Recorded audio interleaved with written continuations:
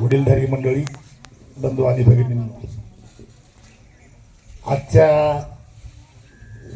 MBBS पूर्ण झालेल्या आणि MBBSला लागलेल्या मुलाच्या सत्काराच्या कार्यक्रमाला सर्वजण आपण आवर्जून उपस्थित राहिलात, त्याबद्दल सर्वांचे धन्यवाद. डॉक्टरनी खूप सविस्तर बोललेले आहेत, बोलण्यासारखं काही ठेवलेलं नाही. आणि आपण तर सर्वजण आता आपापल्या कामासाठी आतुर आहात. परंतु समारोपाचा कार्यक्रम माझ्याकडे दिलेला आहे, त्यामुळे थोडकं शुभेच्छापर बोलणं आवश्यक आहे. कारण खरोखरच आपल्या मातीतील, आपल्या त्या गावातील, मी पर्टिक्युलर वाड्यावर बोलणार नाही, कारण मी भोगलवाडीचा विचार करतो, वाड्याचा विचार सीमित नाही. तरी पण काही हरकत नाही, अशा गोष्टी होणं आवश्यक आहे. कुठंतरी प्रोत्साहन देण्यामुळे रामकिशन जो हा कार्यक्रम आयोजित केला, हा खरोखरच कौतुकास्पद आहे. त्याच्यामध्ये स्पर्धा निर्माण झाली आणि रामजी पाटलाच्या वाड्यानं असा कार्यक्रम केला, म्हणून मुकदमाच्या वाड्याला अशी जागा आली पाहिजे.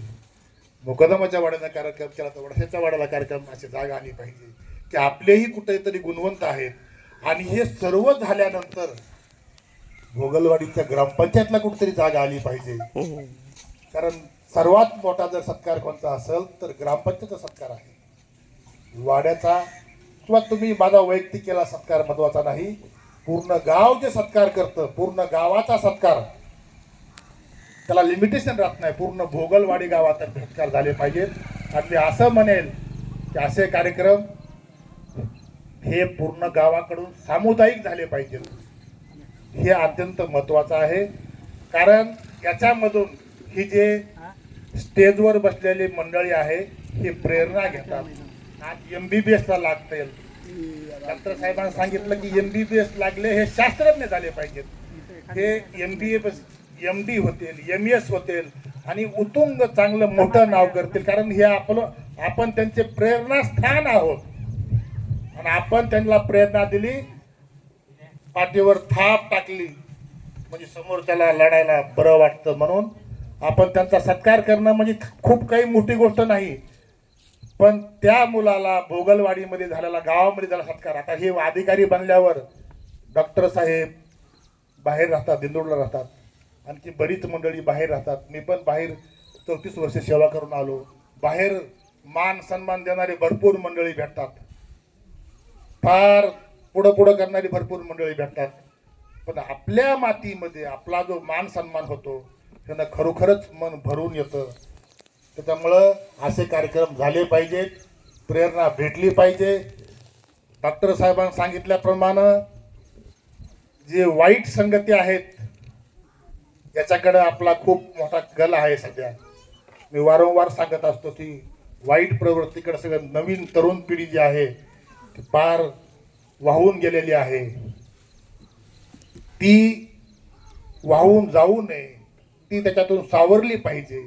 यासाठी सर्वांनी प्रयत्न केले पाहिजेत. आणि असे कार्यक्रम जर झाले तर मनामध्ये विद्यार्थ्यांच्या इच्छा जागृत होऊन, कुठंतरी मोठं बनण्याची इच्छा होऊन, वाईट मार्ग सोडून चांगल्या मार्गाला, सन्मार्गाला येऊन नक्कीच प्रगती होईल.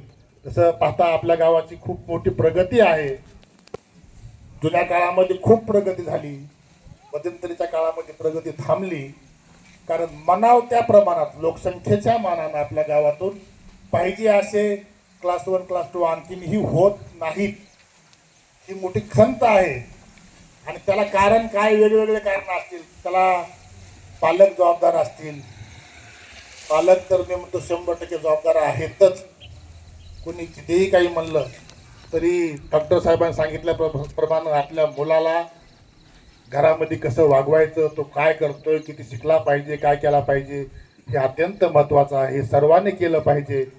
आणि पालक जागृत झाला तर मुलं नक्की शिकतील आणि आणखीन मोठ्या पदावर जातील, मोठ्या पदावर जावीत अशी अपेक्षा आहे. कारण आपलं जवळजवळ दोन्ही वाड्या जर पकडल्या, एक वाडी आता सोडून दिली तरी पण आपलं जरी 7 ते 8 हजार लोकसंख्येचं गाव आहे, तर एवढ्या मोठ्या गावामधून कमीत कमी प्रत्येक वर्षी एक 15 ते 20 मुलं तरी MBBSला लागायला काही हरकत नाही.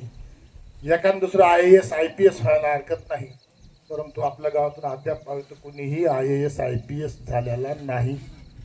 मी तर पाठीमागे सांगितलं की खूप कमी आहे. MPSC UPSCचं आपल्या गावामध्ये वातावरणच नाही. खूप झालं तर आपली इथपर्यंत तयारी आहे की कुठेतरी एखादी छोटी मोठी नोकरी लागावी आणि आपलं पोट भरावं.